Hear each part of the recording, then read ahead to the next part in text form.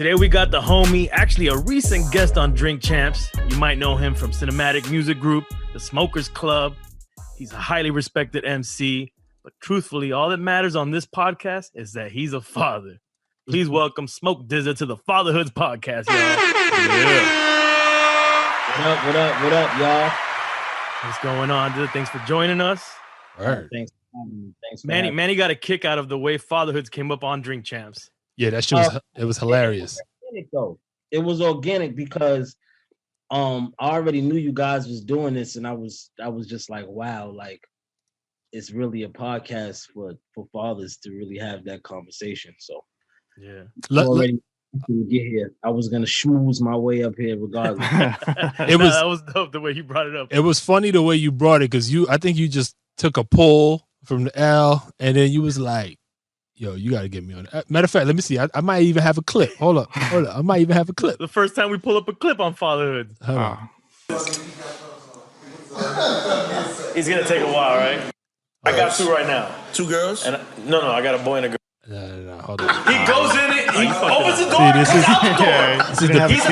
This is the PP. See, I fucked it up. You're definitely not a good producer. Yeah, that's why they don't pay me them bucks. But just for any of the listeners that didn't hear it, Nori took a piss break, which usually takes him 2.5 seconds. Like, I'm telling you, I don't know what he's doing.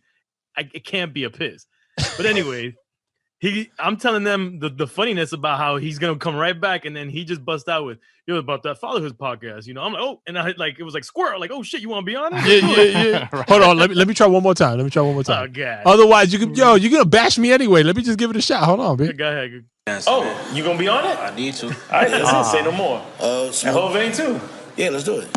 Yo, Hovain didn't know. Nobody was getting pulled. He got caught blindside. Let's do it. Is he even a father? He's a father, right? Yeah. He got a couple. I got to bring him on. Let me find out he was just a godfather. Like, oh yeah, I'm on.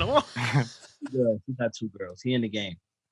So tell us your family dynamic. How many kids and what's going on in the family. Like, we try to get the understanding of what your family dynamic is. Okay, well, I have twins and a 16-year-old. My twins is boy and girl. Paternal, they're 12. A handful. Wait, you said fraternal twins? Got it. Okay. And my son is 16, and he's in that space, like the weird teenage space. Now you could say it. What you said on the podcast was like he out there fucking. Yeah, he out there fucking and doing all types of. I didn't know how PG this was. Oh no, you can talk it all up. Yeah. So yeah, he out here fucking and smoking hookah. He's smoking hookah. He's Dominican? Your son Dominican? Huh? Your son Dominican with the hookah? Friends, man. He got Dominican and Puerto Rican friends, man. So, and I'm sure he's probably dabbling in weed too, because it's funny when I was telling him about the hookah thing, he was like, well, you smoke weed. And I was like, well, nobody ever died off weed. And I don't know if that was the right thing. Right. I should have been like, it doesn't matter what I do, but I just got caught up in this defense. But I might have not gave him the right advice with that. It was the right advice, but I might have prompted him. That's probably what he wanted. He probably knew I was going to say that. But yeah, he's figuring life out, and I allow him to try to figure it out as much as he can without really destroying himself. So I ride him when it comes to academic shit and doing the right thing. But as far as what he wants to do, I feel like he's gonna do what he wants to do regardless, or he's gonna attempt to do it.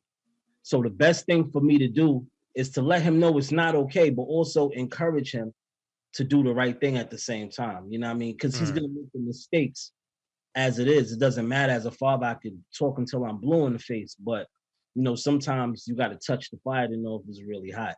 So I'm the parent that my wife, she's on his head on a whole nother level, But me, I try not to force myself to force my will on him because I want him to come back and tell me the truth. So at least if we have that relationship where it's transparent And, you know, I call him on his bullshit all the time because he might think he could slide it past his mom. But me, you know, I'm more savvy than his mom when it comes to certain shit. And I was 16 before. Right. And I know what 16-year-olds are doing now.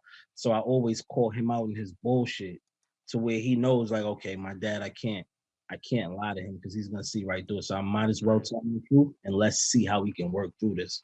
So that's how our dynamic is. My twins, my daughter is, you know, she's the boss. I feel like she runs the whole show. She plays both sides of the fence. She's definitely my kid because, you know, she doesn't want to be a rat, but if I press her and I'm, you know, and she knows she's about to get into it, she'll spill the beans on her brothers, but she try to ride out as much as she can. But she's manipulative. Like she'll manipulate the shit out of me and her mother. But that's and you know it. And you know right. I know she's doing it, but I also know that, you know, she mean well. Like she don't want to throw him under the bus, but at the same time, it could possibly happen.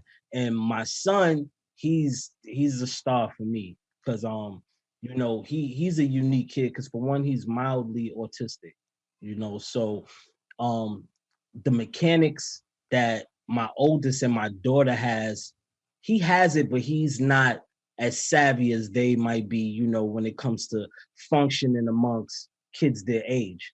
All right. But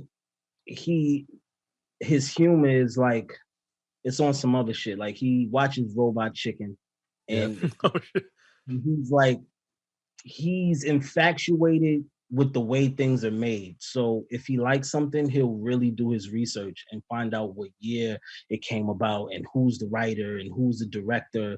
Like he loves Seth Green because of Robot Chicken. Wow. Right. He got into Happy Days to the Fonz because so he's like this nostalgic little kid that's into all the shit that I grew up watching. And that's where we link because for me, my thing was wrestling. Like I'm overly over on wrestling. Right. And his thing was Spider-Man. Spider-Man is Hulk Hogan. How it's Hulk Hogan to me is Spider-Man for him. To him. And he's just, you know, he make his own action figures. I'll take him to the toy store, spend hundreds of dollars on toys. He'll tear them apart, make his own, configure his own action figures and do his own thing. And he's just like, full of life. So he keeps me super busy as far as, you know, just treating him as normal as I would treat the other kids. It probably a little more harder than I might treat the other kids just because I don't let the autism spiel take over his whole world and give him a pass. That was going to be a question I had because not being in that situation. So I have 3 kids, 2 girls and a boy. And I could, so just, you know, kids without autism or anything, I guess, noticeable, you know, going on with them outside of being, you know, your traditional kid. It's difficult for me to balance, like, you know, you don't have your favorite kid, but you kind of lean one way or another sometimes.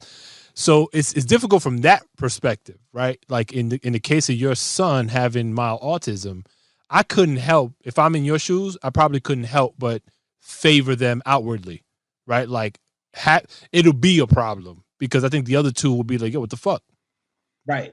And I think, you know, naturally kids is always going to have that competitive spirit with parents, right? So I feel like at the early stage, me and my daughter was super daddy daughter. And she listened to me and her mom, but it would be more so she cared about me a little more. Right.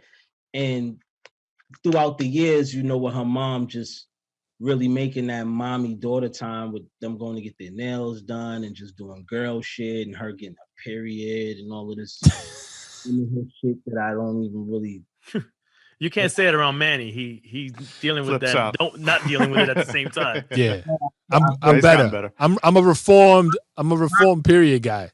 I had to give it a whole blind eye, like not really pay attention to it, but I know it exists.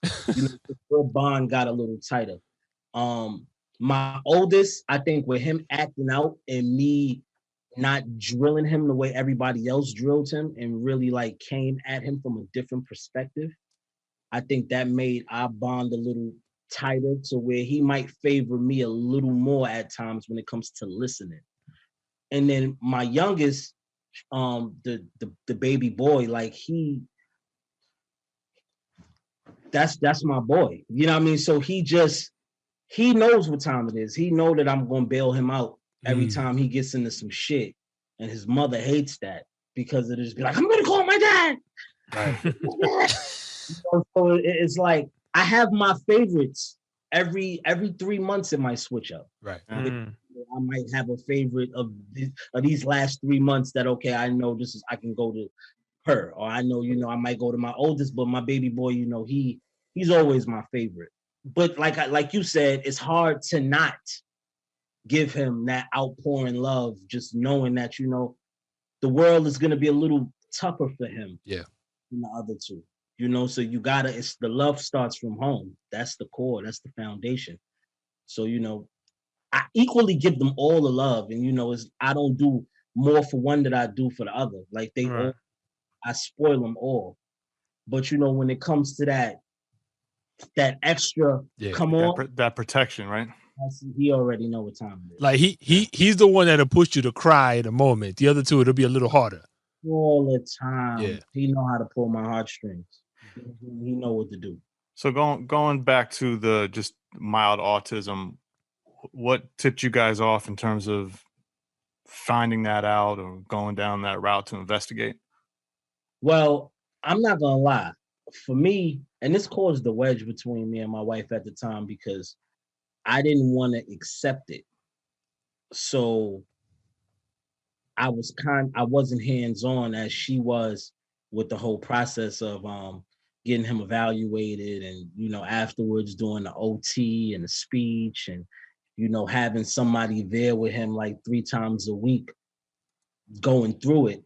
And I really was like, it was hard for me to accept, because it was more so like, first it started with why me, and then it went to why you, right? So it took me a long time to really grasp what was going on and embrace it and even be able to speak about it. Right. Because for a lot of people that don't understand what that is, it's embarrassing, right? But when you really understand and you know that this is a common thing and it doesn't make them odd or special in a way that we grew up knowing what special meant, it really makes them unique in their own way. Like they have certain things that they zero in on that they're great at. Yeah. That they're greater than somebody that's functioning normally, quote unquote, to the standard of normal.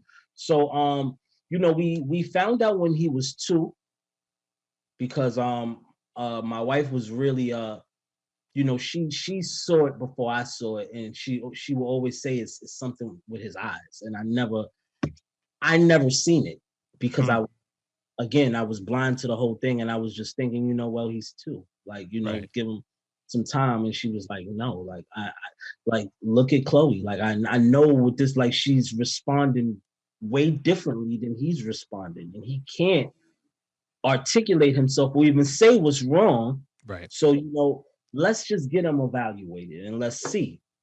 And I give her all the praise and credit because she really manned that ship and really got him on the right direction for where he needs to go, where his trajectory is pretty high for a kid his age with autism. So I give her all the praise with that. But we found out when she was 2, and I was really I didn't want to accept it.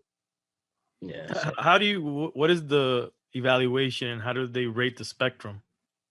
Well, they rate the spectrum on I think what they answer to. Like I forgot how it went, because like I said, I didn't really deal with that whole process. When they diagnosed him with it and they started to do the speech therapy and the OT and all that other stuff that came with it, we got to see it a little better for what it is. Thank God, he could read, write, count, do math, and all the regular things that any other kid could do.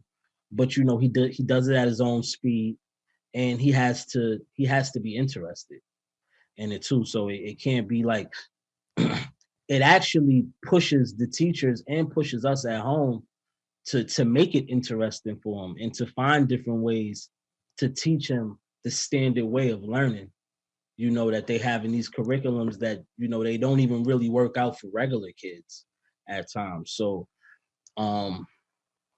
it just pushes us to teach them more at home, really. When you think back at, the three at the same age, do you now see the difference between the three of them and what it means for him to be on the spectrum? Like the difference between their personalities? Yeah. Like, and the fact, like you said, you were in denial at first, and you were just like, he's 2 years old. Like right now, I have a 2-year-old daughter, and sometimes my girl will be worried. Guys. She'll be like, oh, because we have friends that have kids that have autism and all that. She'll be like, my girl's always reading blogs and different things, and she's like, well, this could be a sign of this, and she's always looking out for these things. So I'm just like, well, I'm like you. I'm like, she's a normal 2-year-old to me. So now you have multiple kids. I have a 3-month-old, so I can't compare it. What do you see now, the difference looking back? Big difference. Yeah. Big difference with how things went. Especially with, how he answers to certain things, or like between how my daughter would respond to certain things. So you get to see that when they get older too, as far as, their structure and their style and getting things done. Like my daughter, when she's on her Zoom lessons and she's doing what she does, she knows she's crafty. So, I mean, they're all crafty and they all do sneaky shit because they're kids. But my daughter has a crafty way of doing what she needs to do and doing what she wants to do.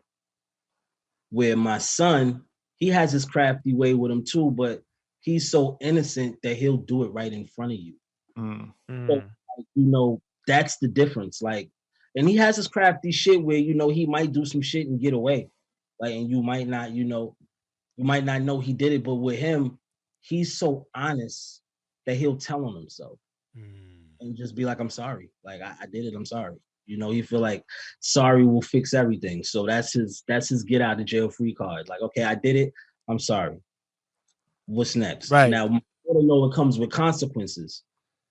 Right. So she's not going to do it. Or if she does it, she's going to find a way to get away with it. So that's how you see the difference with the whole structure with how things get done. Now, yeah, that's in a mischievous way. And I'm sure it's different ways, positive ways that they do that too, or how they see it. But that's the way I seen it. You were saying something? No, I was gonna say, when you think, so like, do you find your son, your twin son, do you find him to have like moments of genius? Because I find like, I hear this. My mom used to be like an assistant teacher in the Bronx, and she taught like kids with autism, was a big, group of kids that she ended up working with. And she would say all the time, like, people mistake these kids as having, I mean, they have issues when you compare them to like what we would consider, I guess, normal people, but they have a lot of brilliance that is mistaken a lot of times, right? Do you find that to be the case with your son? Absolutely. He uses the computer probably better than me. Like I said, the kid will configure his own toys. Yeah, that's crazy. He looks up all these vintage action figures that I didn't even know existed. Like what's this action figure? The Mego action figures. So there's, when I was in Japan, he had me on a hunt for these Mego figures. In Japan, Dad, they have these Mego action figures. It's a Spider-Man Mego, and Mego action figure that has his legs, has articulation. That means I can bend his legs and XYZ. He had me all through Shibuya looking for these figures, which I found like 5 of them, real ones, and he broke them apart and put them together on different pieces, all this extra shit. But he is a genius when it comes to tech shit and actually putting things together, like making toys out of pipe cleaners. Like that's his thing. He'll make some Marvel action figures the colors, like the color of Venom, the color of Spider-Man, the color of Wolf, Wow. and make them in action figures. I'm gonna send you a picture. Yeah. Can you just send me one of the figures? Like I want that. I'll send you one of the figures. I'll make him make one. I'll You put it. should start I'll a put it toy up here. company with him, man. Yeah. I'll put it right next to Prince Akeem, son. All right. That's hard. I got you. I'm gonna make him make the Spider-Man one because that's his shit. That's some real dope shit though. Like like you started to glow when you was talking about it because like Yeah, you see it. that's some pride shit right there. Yeah, nah, that shit makes me happy because I'll be like, wow, like he really takes his time to do this shit. He does it so fast too, because it's like he took his time to learn it. And then the fact that he's actually executing the shit that he learned, I'm just impressed. You know what I mean? And it doesn't save me no money because I feel like he got every toy that he ever wanted, which is a good thing because I try to give my kids everything I never had, even though I wasn't a deprived kid. But my parents was islanders and they gave me what I needed and not what I wanted. And then sometimes I would get what I want, which would be one time of the year, which is Christmas. And they let me know that wasn't from Santa Claus, that was from us. So I had to put my shit together. Oh no, 2 times. Income tax time, because tax, I used to press them. Like I know what's going on. And I knew from a young age, and they take care of me income tax time. So Easter time, I was good money. And then Christmas time, I would get whatever I wanted. But with my kids, every day is Easter, every day is Christmas. I overcompensate doing things for them to make up for the time where I'm not there because I spend a lot of time away from them. And it doesn't really work out for me on the other side of things, which I've been in the doghouse for like a year and a half from being Smoke DZA. Wait, doghouse? The doghouse, which doesn't mean infidelity or domestic abuse, right? Right. Let's get away. But I've been in the doghouse for non-communication and living the life of Smoke DZA, right, which is in the house, and I'm not present at baby showers or kid parties outside of my children. So it's a battle, and I've on top of other things, right? But the communication is a big base. So I overcompensate because my kids shouldn't be the victim of what me and their mother is going through.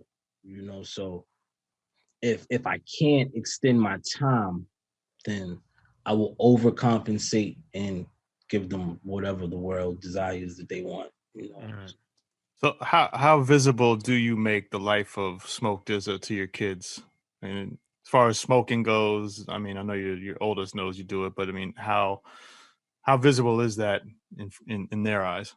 It's not visible at all. I've never smoked in front of my twins. I've smoked in front of my oldest because I had a good man-to-man conversation with him at one point when he thought he could run away from home, and I had to be the savior for the situation.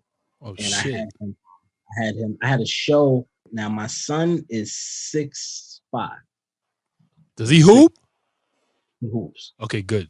Whew. I hate wasted height. That shit's no go. 6'5", he's 16, so he's taller than me. Lanky kid, and if he's with me, he can get in anywhere without an ID. So I don't even want to get the spot in trouble. I don't even know why I gave that much of a but it doesn't matter because I'm Smoke DZA. Right, right. So I had a show in the city with a big crit, and I had him meet me at the show or whatever. And obviously I'm dad because we're in the dressing room, but I'm still Smoke DZA because I'm at work. So that was where I didn't hide the fact that they all know because YouTube. I can't hide the fact that I'm not Smoke DZA because my kids look me up. They all have iPhones. They all know what's going on, and if they don't, their friends know what's going on. And my daughter hates the fact that I'm Smoke DZA. It weirds her out when her friends are excited about me. It's just my dad. Like, she doesn't like it. Or at least I don't feel like she likes it. My oldest, he loves it. He basks in the whole shit. I'm pretty sure he uses that as a cool factor in school. But I don't smoke in front of them, but I'm pretty sure they know who I am. And that's not something that I ever did in the crib with them. You know, like I said, they could only watch it on the internet. Mhm. And I can't stop that, you know. So Going back to your oldest, you had mentioned about the hookah, but then you thought maybe he might be smoking something. I mean, if he came to you and said, "Dad, you know, I'm smoking weed now on a regular," how would you feel about that? I wouldn't like it. I wouldn't like it because you can't support your own habit. Mm. And That's real.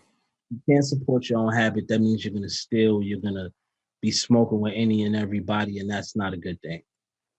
And you're an athlete. Like you want to do different things. So that's not something I would coach or encourage or I even think is cool for him. Now, like I said, you know, when you're a kid, it's certain things you're not gonna do because you know that's not for me, right? But then there's certain things you might be in the gray about that you might tamper with to see if it works for you. And sometimes you do it so early that you don't want to do it anymore. So hopefully this is a phase that he just grows out of. You know what I mean? Because that shit happens. Yeah. But I wouldn't like it. I know he does smoke weed because he tried to steal my weed one day, and I caught. Oh shit! Put it down on purpose. And, You set him up. Set him up. And it didn't even take 10 minutes for it to go down. So disgusted, you know what I mean? And I caught him right red-handed, so it was a nothing he could do, it was a nothing he could take. So I know if he's not smoking weed, his friends are smoking weed, and he's in the vicinity of that. But I'm pretty sure he's smoking weed. My son, the baby, he called me. I want to say like 3 days ago to tell on my oldest, like, "Daddy smoking hookah. I smell it. I'm coughing. I don't like it." You know, so they know what time it is. Like these kids is kids that's living in the 2020 era with fucking iPhones. Right. So it's no, you can't get them. You can't really get them away from shit. Even if you block the apps, they're gonna find a way to get into it. Do you monitor their phones at all? Do you ever go in and check what they're doing? My wife does. Yeah. She seems on point, man. He's the Wicked Witch of the East. Yo, we're gonna have to edit that out because we don't need you further in the doghouse. Yeah, we don't want to cause any problems at the crib. I mean, I'm already in. Double down. I'm already in. You know what I mean? Right now, I'm in my man cave. I had my own separate man cave in my doghouse. Side of the house. I'm not even in the back of the house no more. I got a doghouse in the street somewhere. Oh shit! So that's where I'm at. So fuck it. Be down to be down. That's what. Yo, let me ask you a question because in the last episode we recorded, I had shared with the bros here. My 7-year-old son had like an anonymous crush, like, you know, wrote him a letter and dropped it off at our neighbors because they didn't know where we lived, and then a neighbor brought it over, right? So I had asked, like, facetiously, like, yo, if it was your daughter, right, like, how'd you feel? Because I know you said your son is out there touching things, right? If that was your daughter in the same shoes as your son, how'd you feel? I wouldn't like it. I wouldn't like it. Like you okay with your son, right? I assume. I'm okay with that. But at the end of the day, I know, I mean, shit. He's 16. You know what I mean? Like, girls are in his high school. He don't go to an all-boys school. You know, so I know, and you know, the kid's a handsome kid. So I know he's gonna dibble and dabble. I encourage him to protect himself and to not be an idiot. But you know, you give your boys a little more leeway than you give you. Yeah. You know, I'm not gonna coach my daughter to be like my sons. That's not something that that's not something I agree with. That's not something I will ever agree with. Or I don't even like the fact that my child might have male friends in her class. I don't like it. That's the Guyanese in you. I want to send her to an all girls school. That's the Guyanese in you right there. Like, I don't like it, man. That shit grinds my gears, bro. Like, I'm like thinking about it. Like, cause the kids now, they have like how we're on Zoom, they're on Zoom. Right. You have like the group chat or whatever that shit is that they be on the phone. Yeah. Like 6 of them or 10 of them at a time. And it's girls and guys, and I don't like it. yeah. I don't like it. It bothers me. And, I know they're gonna keep that type of shit away from me because they know How you gonna get? who I am. I get really irritated for shit that I don't feel like is necessary for a 12-year-old, especially my 12-year-old.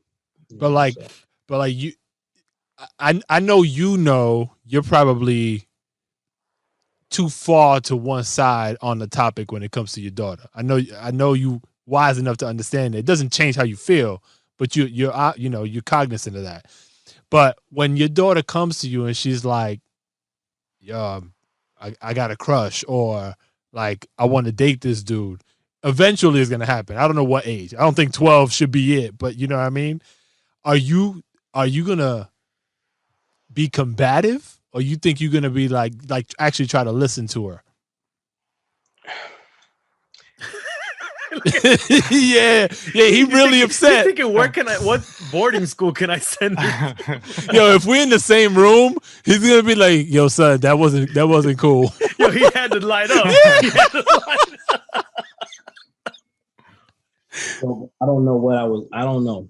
I like to listen to my kids because, I want them to talk to me, and I don't want them to feel like they can't. Right. I would hear how I feel like she would have good judgment how she's raised. But I wouldn't like it. Yeah, that's the next single. I wouldn't like it. I wouldn't like it. Because it's like, yeah, I know. Trust me, I know. I got 2 girls. I understand. And I got too far to go. I don't even want to think about it. So wait, you good. At 12. At 12, I want you to focus on all your academic heights that you could reach. Really think about what you want to do in high school and what high school you want to go to, and technically what college you want to go to. Because I feel like at this age, between 12 and 13, I feel like that's when you decide in your mind what you want to do in your life, like as far as what way you want to go. I feel like 12 or 13, and this is me, and this is not, like I'm not, this would be funny because my wife hates this shit. I'm not the traditional father, right? Because it's certain shit that I could understand that my dad or my granddad might not understand. And that's because of the times that we live in, and because I'm an artist and I live a whole nother life. So I have a whole nother perspective when it comes to parenthood. Clearly, I'm not letting my kids smoke weed or disrespect or do any of the things that a normal man shouldn't allow their kids to do. Mm-hmm. But like, for instance, it's funny you said, my son is, I said he's fucking and all that type of shit. He felt like he made a mistake one day. And he called me and he said, "Dad, I messed up." I'm able to not freak out and give him intervention and hope that he learned from this situation from the first initial conversation where I scared the shit out of him. Yeah, scared straight shit. That he wouldn't do it again. Right. So I mean, that's what I feel like that's what doesn't make me a traditional dad. That's definitely non-traditional thinking for sure. Definitely non-traditional, but I just want to be the dad that my kids could always come to. You know what I mean? Like I always want to be open with them, as transparent as possible. And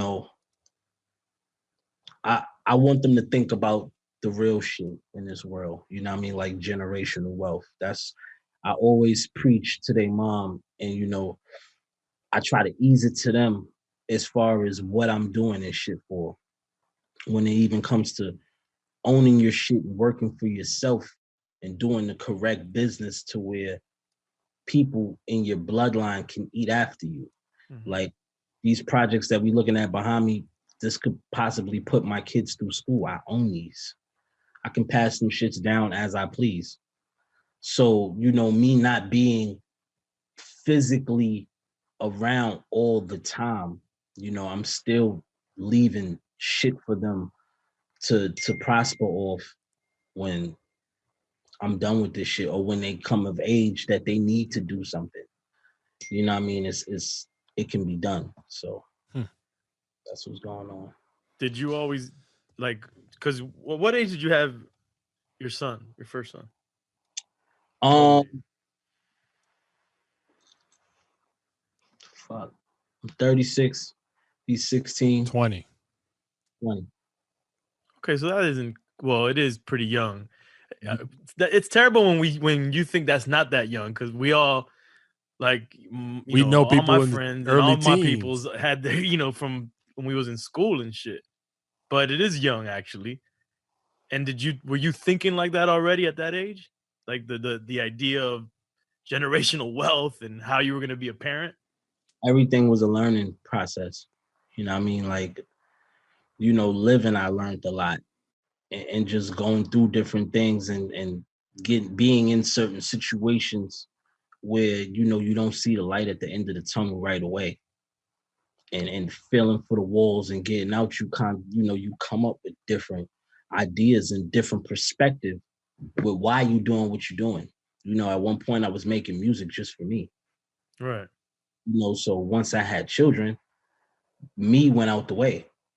Obviously, selfishly, as the head of the household, even though you're sacrificing and doing for everyone else, you have to put you first, right? Because if you're not good, nobody's good. Yep. Mm-hmm.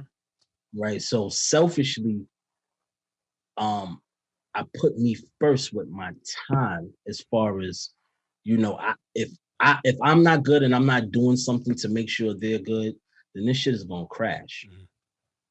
So I have to have some type of footing to where, okay, this is the foundation. This is what's going on. And I know I'm doing this for them, technically, all the way through. And I might make little sacrifices. Um, but this is all for them.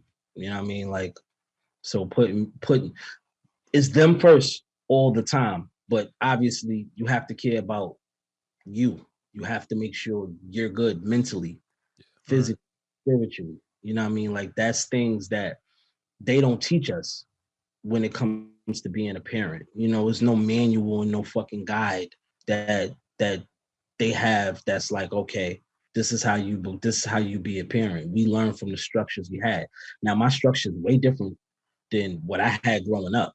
My mom and my dad, they still together, been together for 38 years. Well, been married for 38 years, together for God knows how long. Um, and I watched my dad leave at 8:45 every morning and come home at 9 p.m. every day, Damn. Monday through Friday. I would hear his keys from the elevator. Mm. If I was coming in after him, I smelled him in the elevator because his cologne was so strong and expensive that I would smell him. Right. So I watched the structure, and I seen that, and that was like the Truman Show for me, just watching my dad be this fucking iron horse and bust his ass for the same fucking gig, right? And not even really feel appreciated, because he would be so fucking grumpy sometimes when he came home. And now sometimes when I'm going through things and I'm fucking fighting the world, and you come home and fucking, yeah, you happy to see your kids. Obviously, you know that's your fucking sanctuary when you walk in. But you so annoyed from fighting all these fucking battles outside that when you come home and you see the slightest thing of bullshit, or they didn't put the laundry away, or whatever, you already like because you're still on 100. Yeah. Right. So, you know, that's I watch my dad work and bust his ass the standard way that I'm like, fuck no. I'm not doing that. That's not what I want to do. You know what I mean? Like, I don't want to. And my parents are great. You know what I mean? Like, and they have a son that's going to make sure that they're great if they're not great. You know, but I watch my parents bust their ass so much at their older years in life, like doing a lot for less, right? That I don't want to do that. You know what I mean? Like, I didn't come from generational wealth. I'm creating that shit. You know what I mean? So that was a lot of my fuel that, you know, a lot of people might not even understand, because I want to give my kids something that I didn't have. You know, that's pretty much the base of this whole shit. You know, so, and that ties back into me not being a traditional dad, because that's not a traditional thing in my hemisphere. Like, I never seen that from any of my friends either. Like, we're all of my friends right now, what we doing, we're all second generation. You know, we're really first generation for generational wealth, or at least what we attempting to do. Like, none of us came from nepotism. You know what I mean? All of this came from us busting our ass and trying to create a way, and thank God for the internet. You know, us being able to utilize this shit and knowing what it does, the positive side of it, you know, is really helping us set the groundwork for that shit too. You know what I mean? Like, a lot of people take it for granted. You know what I mean? But this shit is a very important tool for the line of work that we do. You know what I mean? Even when it comes to this, you know what I mean? Like, this is, if you can monetize, then you fucking won. Yeah. You know what I mean? And that's a check. A lot of people can't, and not just money. I'm talking about a check, like checking the box, because a lot of people can't execute. You know what I mean? And we're living in the era of people executing and setting it up for the people after us to be able to execute. So that's my spiel, but that's where I'm at. I got a question about your parents. It's rare to find parents among people like us that are still together.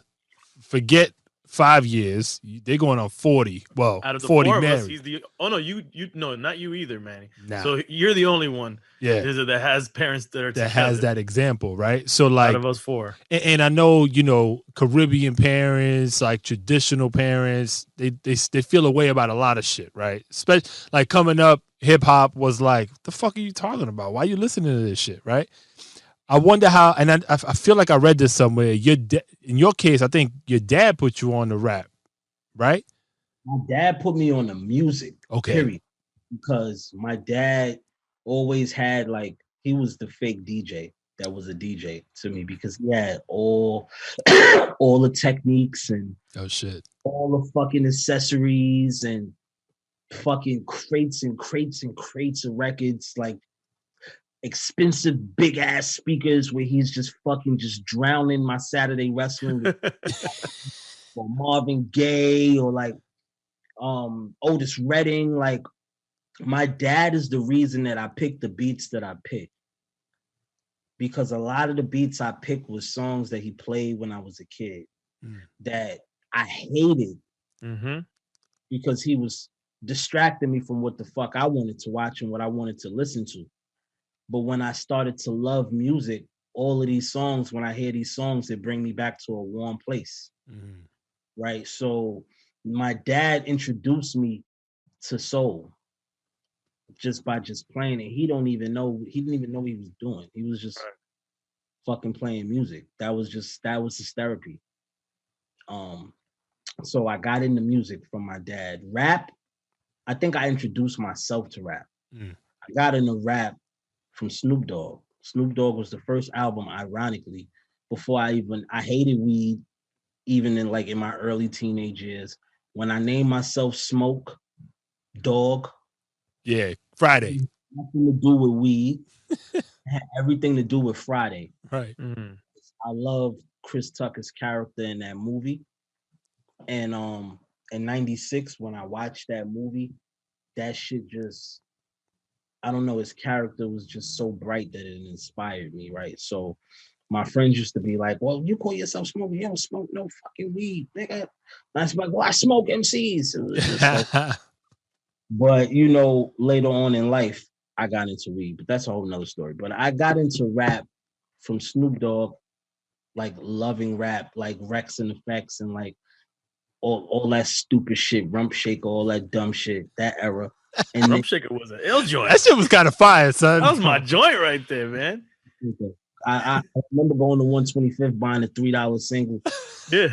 That was from the hole in the wall. And then I fell in love with rap when Life After Death came out. Mm. Life After Death is the album that made me Smoke DZA. That taught me my rap patterns. That taught me bars.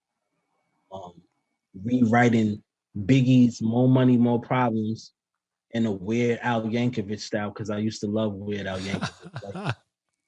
This is when MTV videos, rap videos will come on maybe every 15 minutes. So the only way I got to see it was I would put the VHS in, and this is the time where you could still record on the TV when the TV is off.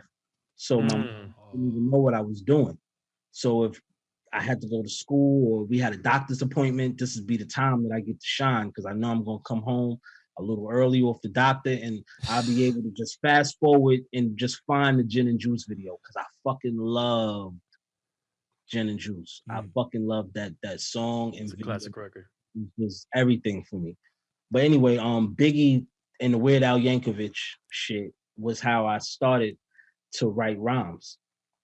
And after Biggie died and Jay-Z started to take over, I became a super Jay-Z stan. And that gave me the technical side of rap. And then Jay-Z led me into Big L, where I started to get into my hometown, like Confessions of Fire. And I was a huge Mace fan. I used to see Mace when I used to fucking Murder Mace. Murder Mace. When Mace used to wear the jerseys with the fitteds to match. You know what I mean? Like that shit. That was a certain kind of style in Harlem. Vance's, Avorex's, was bright. That's what taught me that's what gave me my fashion sense, so to speak. But I say all of those guys is what really turned me into rap and what really made me love rap and love bars and fucking all these metaphors and similes and double entendres and one thing meaning 5 different things. Like that shit really, it opened up a different part of my brain to where I even started reading the dictionary just to learn different words. Like open the dictionary at any page and just read whatever fucking words is there and put them all in the raps. Wow. So I learned what they meant and added them in regular conversations. Like I made myself smart after I dropped out of school by just fucking teaching myself. But it was because of rap. Rap made me teach myself because I had to have something to talk about. I never wanted to be the guy that was just making my shit simple because I had no life. I didn't live, or I didn't have no knowledge. My granddad, he was the reason, it's crazy because my early beginning of school was in private school and Catholic school. And then I went to public school a few years, and then I started to find myself, and school just wasn't interesting for me anymore. And it broke my parents' heart, and it broke my grandparents' heart because they put all this money and energy into me being, successful in school, and I just pissed it off. I was just like, nah, whatever. This is just, I wasn't interested. Like, I had certain teachers that I liked and that liked me, that made learning fun and easy. And then I had teachers that didn't care once I got to public school. So, once I decided that, you know, this is the route I want to take, nobody believed. They didn't believe until this. And that's when it started to make, that's when they seen that it made me money. And this is fucking years after school was done. This is years after, you know, breaking their hearts and just, you know, kind of being the black sheep. Because it's like, all right, they didn't put me out and they did not love me any less, but it was just like, you know, you on your own. Like, I don't got it. Get a job. You know what I mean? Like, what are you doing? Until they seen that shit started to pan out. But wow, you know, my structure was, it's crazy from where I was at to where I came, and where and just how life panned out and how a lot of shit manifested into what it got into. But yeah. And now creating that generational wealth for your family and your kids. And as is fatherhood, it's dinner time. yes, And I gotta get the fuck out of Dodge. You'll be in doghouse. Yeah, I'm always in the doghouse. Every Drink Champs episode, the next day I'm in the doghouse. Yeah, I can only imagine. Well, look, I got my food in my bowl right here on the floor. I got my little microwave dinner right here. Yo, thanks for joining us, brother. I appreciate it. And you're also welcome to come back anytime. Oh man, I love this. Just let me know. Let me know when I can get on. I'm here. This is therapy for all of us. Yep. Trust me. Yeah. Yo, yeah, man. Anything? Thank you for sharing, bro. There's a lot of good jewels here for sure. Oh man, thanks for having me. Thanks for giving me the platform to share these things. Yeah, Anytime, man. This is your home. Word. Appreciate you. All right, Playboy. Be All right. easy. Later. Peace. Peace.